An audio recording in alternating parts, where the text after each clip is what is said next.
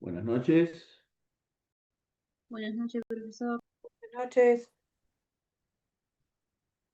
Bueno, Buenas noches. como Perdón. habíamos anunciado, vamos a comenzar en el día de hoy el estudio del proceso en materia laboral. Vamos a hablar de la justicia del trabajo y para eso ya le cedo la palabra a Alicia Martínez, a quien saludo. ¿Qué tal, Alicia? ¿Cómo estás? ¿Qué tal? Buenas noches. ¿Cómo están todos y todas? Bueno, sí, Excelente, comenzamos hoy. profesora. Me van a tener que aguantar 3 clases, por lo que más o menos tengo pensado. Hoy vamos a comenzar con lo que es el proceso laboral, o sea, el procedimiento judicial, y administrativo, porque vamos a hablar también de la conciliación previa. Y en las clases venideras vamos a terminar en la próxima clase con el procedimiento y vamos a seguir con eh,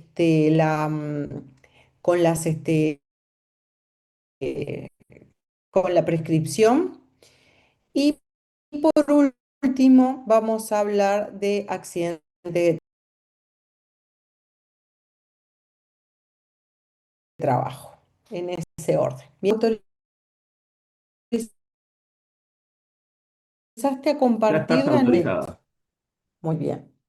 Voy a poner esto en silencio, pues si no me enloquecen. Ah, ahí está. Bien. ¿Se ve allí? Sí, Sí, se ve, profesora, se ve. Bueno, muy bien entonces. Bueno, como les decía, lo que vamos a comenzar es el proceso laboral, ¿sí? Que está establecido, ¿sí? En la ley 18.572, bueno, con algunas modificaciones que le hizo la 18.623. ¿M? Este, Pero previo a eso vamos a hacer un mínimo de historia, no nos vamos a detener demasiado, pero sí quería comentarles, bien, digamos, el derrotero, ¿sí? De que ha tenido digamos, los distintos momentos históricos del procedimiento o de cómo se llevaban adelante los procedimientos judiciales laborales. Desde el 40 y hasta fines de 1960 seguía el mismo procedimiento que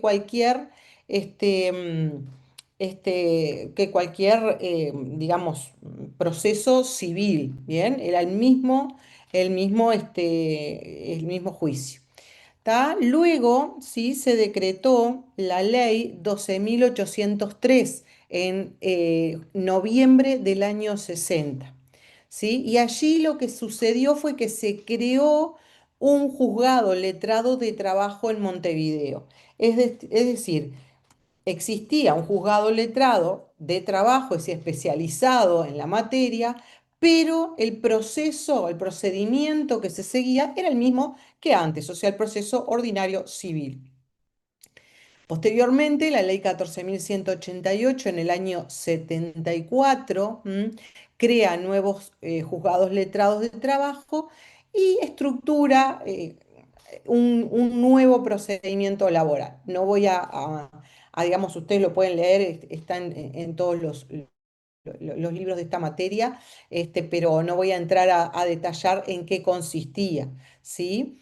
En la ley 14.416 se crea el primer Tribunal de Apelaciones de Trabajo, el TAT, y en el año 89 el Código General del Proceso unifica todos los procesos.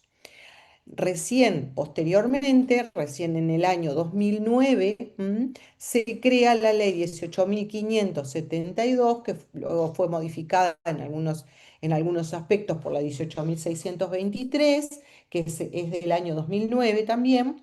¿M? Pero bueno, a partir de allí recién tenemos un procedimiento especial para nuestra materia. ¿Sí?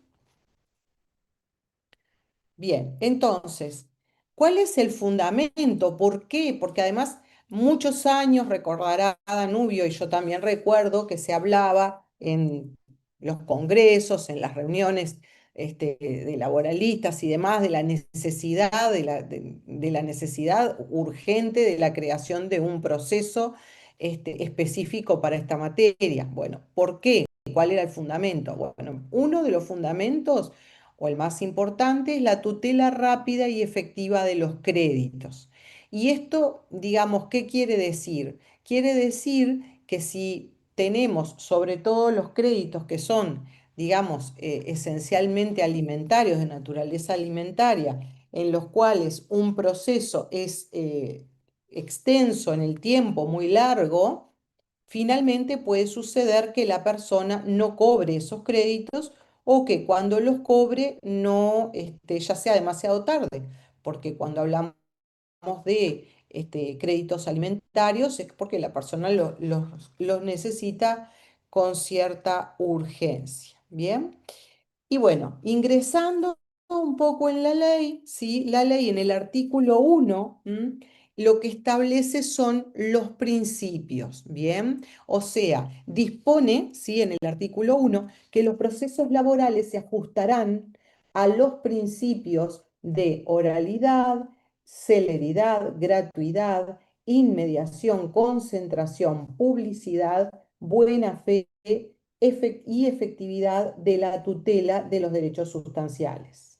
Bien, y dice el mismo artículo, que lo veremos después que veamos los principios, que podrá el tribunal de oficio averiguar o complementar la prueba de los hechos objeto de controversia, quedando investido a tales efectos con todas las facultades inquisitivas previstas para el orden procesal penal. Es decir, que le da amplias facultades al juez para poder llegar a la verdad material. Bien, entonces, cuando hablamos de oralidad, ¿sí? Esto, ¿qué significa? Significa que los actos, no es que todo el proceso sea oral, pero sí que los actos centrales del proceso, ¿sí? Se desarrollen predominantemente en audiencia. Bien, y esto favorece, digamos, lo que es el debate más directo, ¿sí? Más dinámico, más transparente, ¿bien? Tanto para las partes como para el tribunal, ¿bien? Como les dije, no desaparece toda forma escrita, la demanda, la contestación y muchos otros escritos, muchas otras instancias se presentan por escrito, pero se pretende, y así se hace, que la audiencia o las audiencias sean, digamos, orales, es decir, sean presenciales. Bien.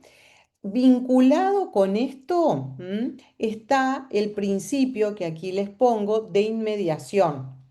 ¿Por qué está vinculado con esto? Porque se exige, ¿sí? Un contacto directo del juez con las partes y también con los testigos y con bueno, y con todo lo que implica el proceso, los medios probatorios, puede ser un perito, y esto hace que el juez tenga y tome, digamos, de primera mano pueda tener sus propias, digamos, percepciones u opiniones de lo que está pasando en el juicio. No es lo mismo que un frío papel, ¿bien? Entonces, esto fortalece o debería fortalecer, ¿sí? La calidad de la decisión, porque el juez está percibiendo de manera directa la actividad procesal más relevante. Bien, no solo, como les decía, a través del papel, a través de lo que podemos llamar registros indirectos. Bien, tenemos además la celeridad, que yo les puse aquí en la placa, ¿tá? Y la celeridad justamente va de la mano con lo que hablamos recién de los fundamentos, ¿sí? ¿Por qué? Porque responde directamente a la necesidad, ¿sí? De evitar que transcurra el tiempo, y el transcurso del tiempo lo que haga es vaciar de contenido los derechos reclamados. Bien, como les decía, especialmente cuando esos créditos son de naturaleza alimentaria. Si a un trabajador le deben el salario, Bueno, es con lo que cuenta generalmente, en casi todos los casos, para pagar las cuentas, para vivir. Entonces el proceso tiene que ser lo más rápido posible para que no continúe perpetuándose en el tiempo esa circunstancia. Em, ya le doy la mano a Clara.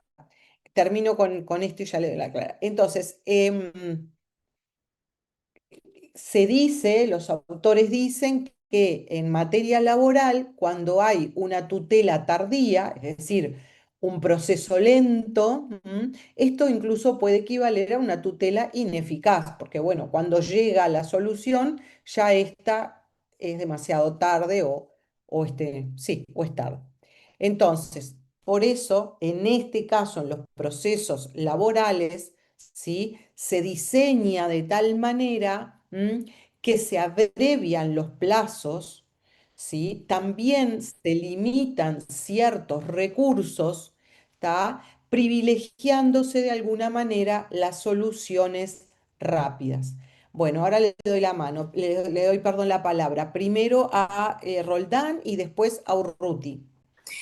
Disculpe, profesora, la verdad quería decir que, bueno, debido a la estructura breve que tiene este proceso, porque lo que se busca, como usted lo dijo, es tutelar al trabajador, tiene naturaleza tuitiva.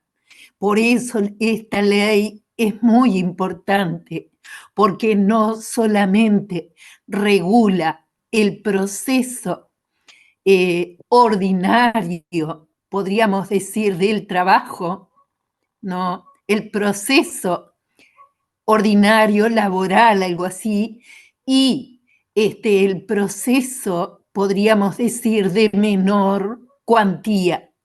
Lo importante de estos principios en cuanto a la celeridad, podríamos decir que va unido al de concentración, que tiene que ver con la economía procesal, porque justamente tienen que ser breves y tan es así que si lo comparamos con el proceso ordinario común, podríamos decir que los plazos se reducen en cierta forma a la mitad, ya con el traslado de la demanda, no es de 30 días, sino de 15, lo mismo que para oponer excepciones, pero no me quiero adelantar, posiblemente es Bien, lo que gracias, sigue.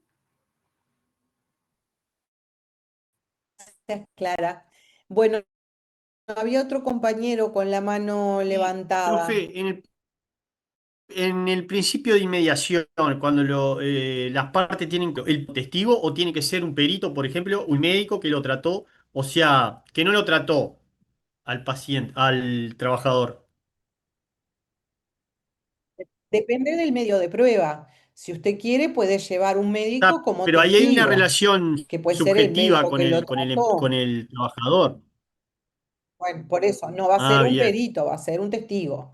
Si usted lo que quiere es una opinión objetiva, lo que va a tener que solicitar es Ahí sí. un perito. El perito lo elige la sede, ¿sí? No lo eligen las partes, y lo que hace es, digamos, un informe y posteriormente, si las partes entienden necesario, puede llegar a ir a declarar al juzgado, pero en calidad de No de perito.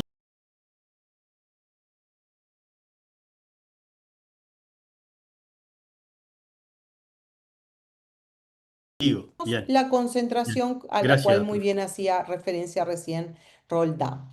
Bien, bien, entonces, ¿qué es la concentración? Yo les puse ahí economía procesal. Bueno, lo que busca, ¿sí? Es reunir en la menor cantidad posible de actos, ¿sí? Actuaciones procesales fundamentales.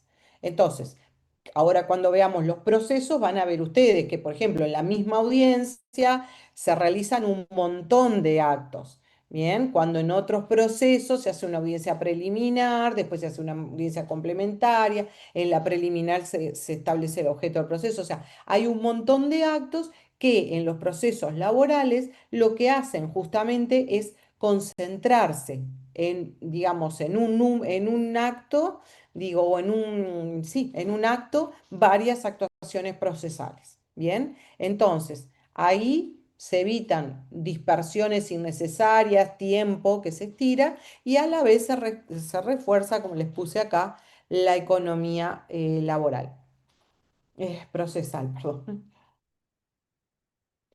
Bien, en cuanto a la gratuidad, ¿tá? Esto está directamente vinculado con el acceso a la justicia. ¿Tá? ¿Por qué? Porque existe una necesidad, ¿sí?, de que el trabajador pueda acceder a, perdón la redundancia, o que nuevamente lo diga, a la justicia.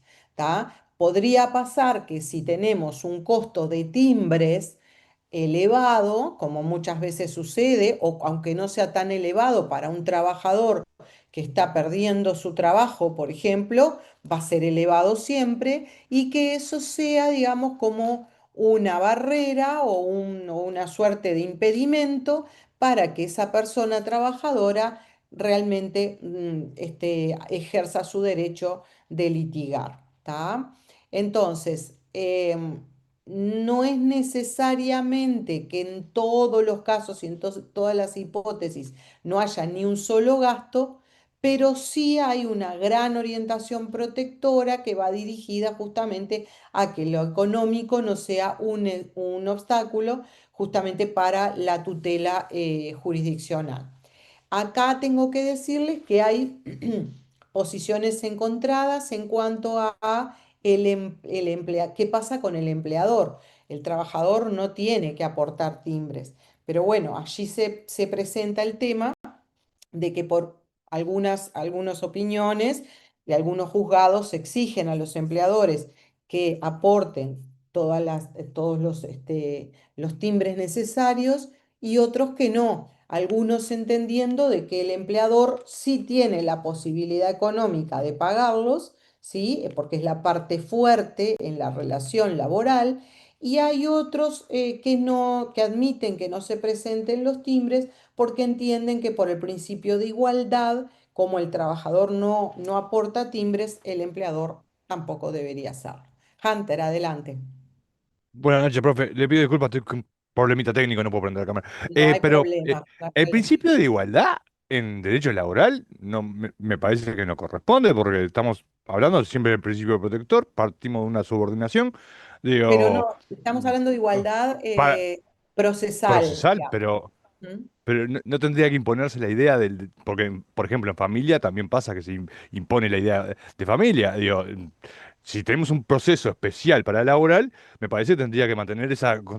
Digo, si no hay que Bueno, esa pagar timbres, pues mejor, pero es una de las posiciones, la que usted plantea. Hay dos, hay jueces que no hacen ningún problema con eso, se presentan los dos escritos sin la aportación, y hay otros jueces que mandan aportar a la parte empleadora. Sí, gracias, sí, profe. entiendo perfecto lo que dice. Resulta ilógico que, no sé, si va a litigar la Coca-Cola, no ponga timbres, por ejemplo, no por decir algo bien extremo. Pero bueno, son distintas posiciones respecto de este tema. Bueno, tenemos para seguir el principio que se establece también en el artículo 1, que es la publicidad, ¿tá? Y esto, de alguna manera, lo que hace es que al ser el proceso público, que no es secreto, ¿sí? Esto garantiza, ¿tá? El debido proceso, ¿bien? Em, y bueno, no se desarrolla el proceso en secreto salvo excepciones justificadas, circunstancias que se puedan llegar a entender que, digamos, no pueden ser, digamos, eh, no sé, se me ocurren casos de violación de derechos fundamentales o demás, que se entienda que tienen que quedar, digamos, sin ser demasiado públicas. Pero en general, a lo que aporta la publicidad es justamente a la garantía y a la transparencia. Y bueno, la buena fe es transversal a todo el derecho, ya lo saben ustedes también de otras materias, ¿tá? Y lo que en este caso se le exige tanto a las partes como al tribunal es una conducta leal, ¿bien? Que sea una conducta de cooperación, ¿sí? Y evitar maniobras abusivas u obstructivas, lo que le llamamos las chicanas, ¿tá? Entonces, acá en este proceso, más allá de que, como les digo, es digamos, es transversal a todas las materias del derecho, ¿sí? Pero en este caso, como por la desigualdad material que existe entre las partes, puede, digamos, y debe tener una mayor proyección en el plano procesal. ¿Tá? ¿Por qué? Porque, bueno, si la parte más poderosa tiene más recursos, va a poder hacer uso, en el caso de no actuar de buena fe, de distintas maniobras, podríamos llamarles, ¿tá? Como para extender los plazos y demás. Entonces, por eso la buena fe procesal se, no solo se establece como un principio, que además aprovecho para decirles, los principios están en el artículo 1 y eso nos da cuenta de la importancia que la ley, que el legislador le dio a esto, ¿tá? Pero además, bueno, hace a la igualdad también de alguna manera de las partes.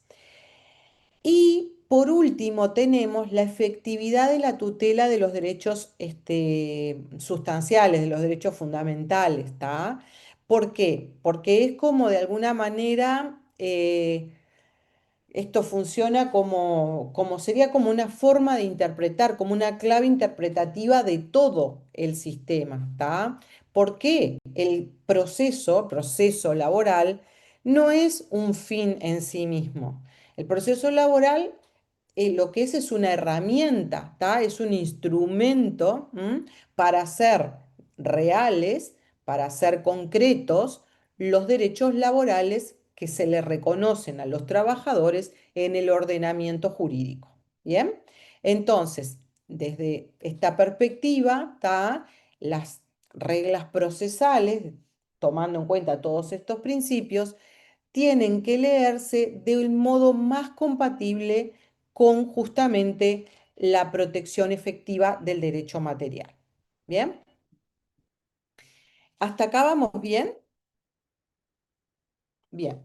Entonces, como les decía, infine, el artículo primero habla, ¿sí?, de que el tribunal de oficio podrá averiguar o complementar la prueba de los hechos objeto de controversia, quedando investido a tales efectos con todas las facultades inquisitivas previstas por el orden procesal penal. Es decir, que le da las mismas facultades que tiene un juez penal para investigar, ¿bien? Entonces, se puede mostrar, ¿sí? O podemos ver, o podemos deducir, ¿sí?, que se le atribuye en este artículo, in fine, ¿sí?, en esta parte del artículo, se le atribuye al juez un papel muy activo para que busque la verdad material, ¿tá?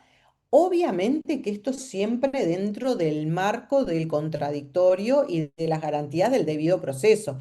El juez no puede salir solo a buscar cualquier cosa, pero si está dentro de estas, digamos, de estos límites, sí lo puede hacer. O sea, tiene como un rol fortalecido, reforzado, ¿sí? Dentro de lo que es el proceso correspondiente a los juicios laborales. Adelante, Sánchez.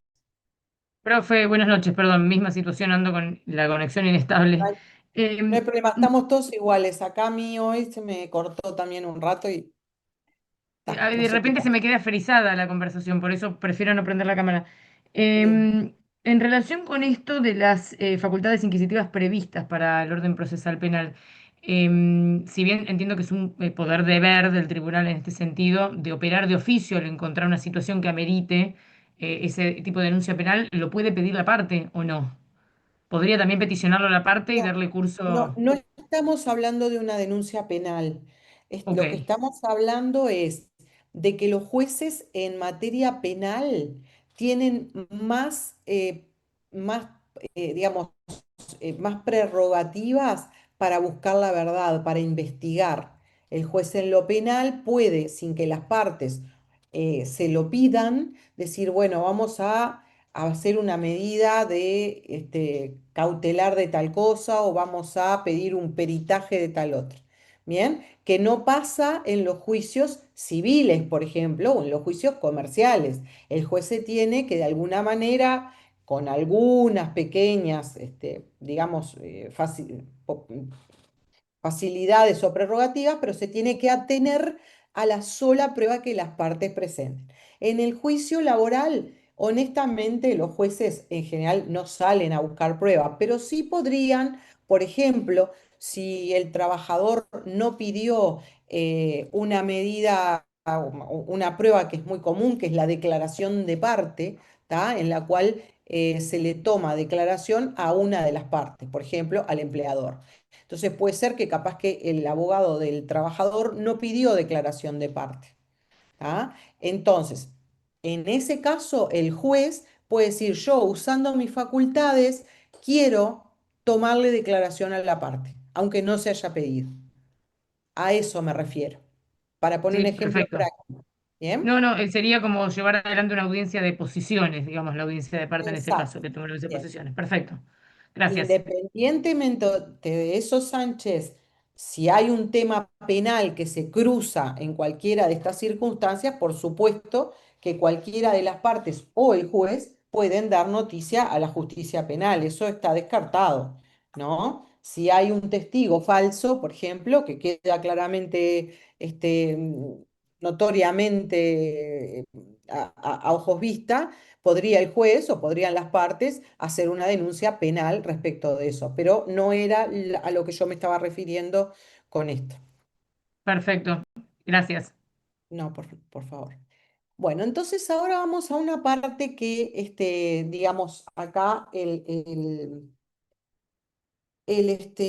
la ley le da mucha relevancia y debemos también dársela a nosotros. Nos vamos a detener un poco en la conciliación previa, ¿sí? Porque resulta muy importante, ¿bien? Ustedes, acá yo les puse que el artículo 3 al 6 de la ley está digamos, plasmada la conciliación previa, ¿bien? Y justamente lo que dice es, antes de iniciarse juicio en materia laboral, deberá tentarse la conciliación previa ante el Centro de Negociación de Conflictos Individuales de Trabajo en la ciudad de Montevideo o ante la Oficina de Trabajo dependiente del Ministerio de Trabajo y Seguridad Social en el interior de la República, según corresponda al domicilio del empleador o al lugar que se cumplieron las prestaciones.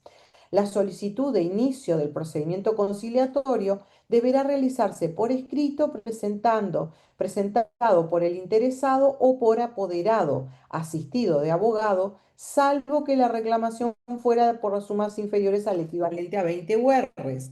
En ese caso, en ese caso no se presenta se presenta solo. En dicha solicitud deberán indicarse con precisión los hechos que fundamentan el reclamo y el detalle y el monto de los rubros reclamados. El Ministerio de Trabajo y Seguridad Social regulará los mecanismos y la forma de presentación de solicitud, así como el procedimiento que siguen posteriormente a la misma.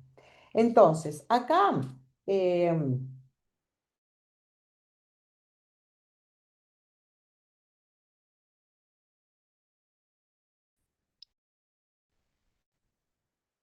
tenemos que decir varias cosas, artículo, que es el 3. En primer lugar, que ustedes vieron que dice previo a iniciarse el juicio. ¿Por qué? La por juicios civiles, comerciales, de accidentes de tránsito, lo que ustedes quieran, ¿tá? Esa conciliación se realiza ante los juzgados especializados en conciliación, que se encuentran allí en la calle 25 de Mayo, y no me acuerdo cuál es la otra, donde antes era el Banco Caja Obrera, que siempre me acuerdo porque mi padre trabajó. En el caso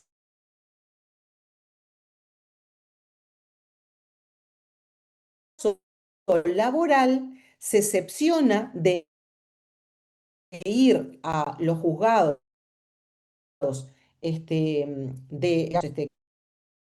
de conciliación previa a las oficinas del Ministerio de Trabajo. ¿Ah? El Ministerio de Trabajo en el cual se hace un tema de ingresar a qué sé yo, y allí se nos despliega un formulario que solo nos va, es muy amigable y solo nos va poniendo, bueno, los datos del trabajador, los datos del empleador, un espacio donde dice cuál es el motivo, vieron que y el detalle del monto y rubro reclamado. Entonces hay un lugar que dice hechos que fundamentan el reclamo, donde uno pone, bueno, me despidieron y no me pagaron el despido, o padecí acoso laboral, eso lo pone ahí. Y luego aparece toda una tabla en la cual uno va eligiendo cuáles son los rubros que va a reclamar y pone cuál es el monto en línea. Allí, luego de llenar eso, pasa a otra página donde nos da opciones de días y horas para la audiencia en el ministerio. Elegimos eso y bueno, y entonces el día de la audiencia es que vamos a-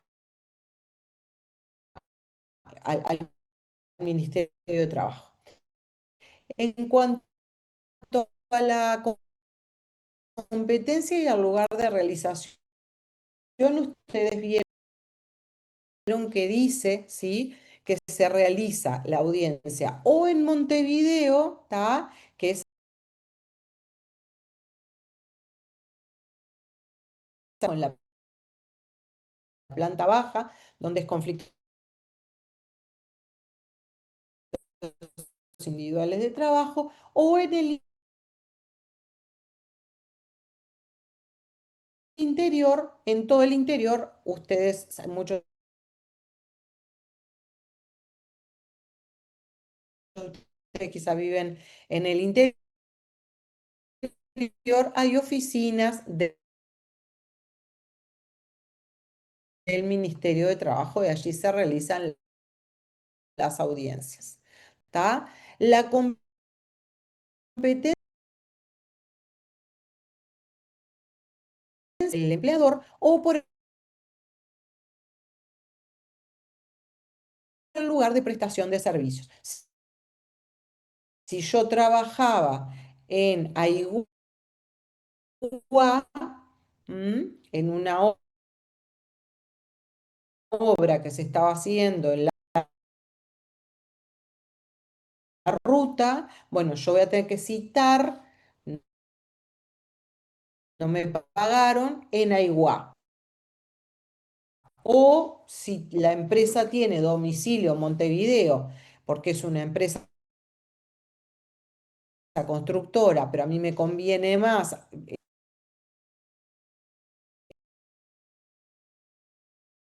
estar en Montevideo. Tengo esas dos posibilidades. El que tiene que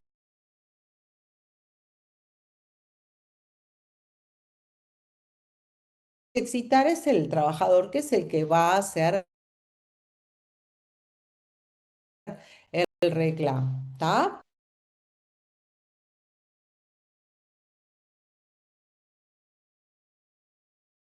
Entonces, allí se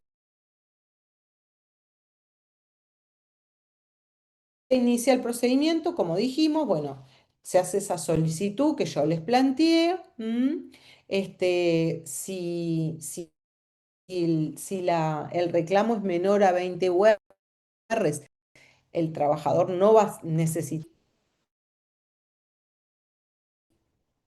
En el artículo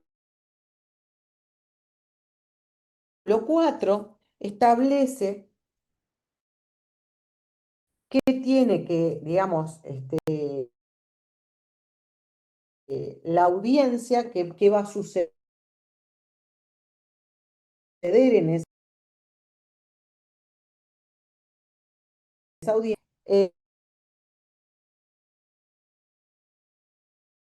La audiencia se convocará para día y hora determinados con una anticipación no menor de 3 días. Esto es un sueño dorado porque siempre no hay audiencias casi nunca para menos, siendo generosos, de un mes, pero bueno. En acta resumida deberá señalarse los datos identificatorios de cada una de las partes. Artículo 5 por la presente ley, los rubros y montos reclamados por el citante, la respuesta del citado y el resultado final obtenido. Si el citado entiende que existe un tercero total o parcialmente responsable, deberá individualizarlo en la audiencia, quedando constancia en el acta. Su omisión da este aspecto, así como su incomparecencia